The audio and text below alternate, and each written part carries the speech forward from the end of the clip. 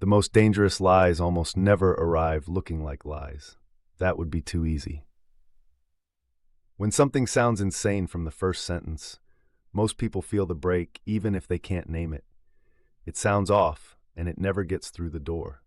What actually worries me is the other kind, the lie that sounds close enough to the truth to earn your trust before you've decided to give it. It names a real problem, points at a real corruption, notices a real distortion, and you find yourself nodding because that part is right. And that's exactly where it gets dangerous.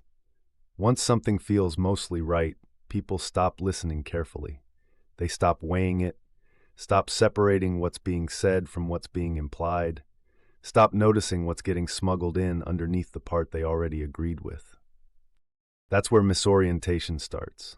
Not with the obvious lie, which gets rejected on contact, but with the partial truth that doesn't carry enough structure to hold itself clean. And that's the part most people miss entirely. A lot of bad ideas don't spread because they're false.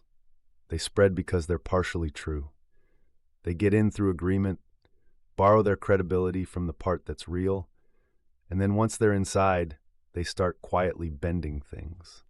They collapse categories that should stay separate, compress distinctions, take things that don't belong together and push them into one emotional pile. And once that happens, you're not interpreting anymore. You're absorbing atmosphere. That's when the undertow starts pulling. This is one of the biggest problems in religious spaces right now. Plenty of people aren't technically saying anything false. They might be correcting a real error, pushing back on a real abuse, even exposing a real manipulation. But without a disciplined structure underneath, the message starts to drift. And the drift isn't random. It moves toward suspicion, toward resentment, toward hidden enemies and the vague conviction that someone, somewhere behind the scenes, is pulling all the strings. What began as discernment slowly becomes paranoia, wearing theological clothes. That difference matters more than almost anything else here.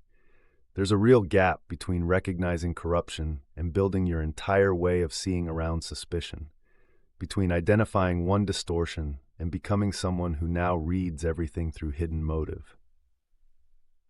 A lot of people think maturity means seeing through things. And sometimes it does. Sometimes you genuinely need to. But some people get so addicted to seeing through that they lose the ability to see at all. Everything turns coded, layered, secretly about power. And once you're there, you're not grounded anymore. You're just spiraling with better vocabulary. That isn't wisdom, and it isn't discernment. It's misorientation. And here's the part that makes it so hard to catch. Misorientation doesn't usually feel like confusion. It feels like awakening. It feels like clarity. It feels like finally seeing what's really going on. That's the whole reason it has power. The person being bent doesn't feel bent. They feel unveiled, sharper, less naive. But a truth with no structure around it can become bait. Not every true statement leads somewhere true. Not every correct observation produces a healthy orientation. Some people tell the truth just well enough to earn the right to mislead you later. So we have to get more disciplined about the question we're actually asking. Is any part of this true? Is too low a bar? Almost everything clears it. The better question is the one that does real work. What is this truth attached to? What spirit is carrying it? What structure is governing it? What categories are being collapsed underneath it? And then the one that decides everything. What emotional direction is this taking me in? Is it making me clearer or just more suspicious? Because when truth becomes bait, people don't get captured by the lie. They get captured by the feeling that they're finally the ones who understand. And that feeling is far harder to question than any argument. So this is the danger, and it's worth naming plainly. The most dangerous distortions rarely show up looking false. They show up looking almost right. They arrive wearing the clothes of partial truth.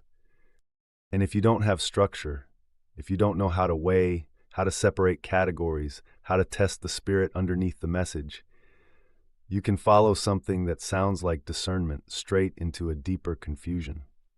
That's how people end up lost while feeling certain. Not through the obvious deception that gets rejected at the door, but through the subtle misorientation that gets invited in because it said just enough true things to sound like a friend.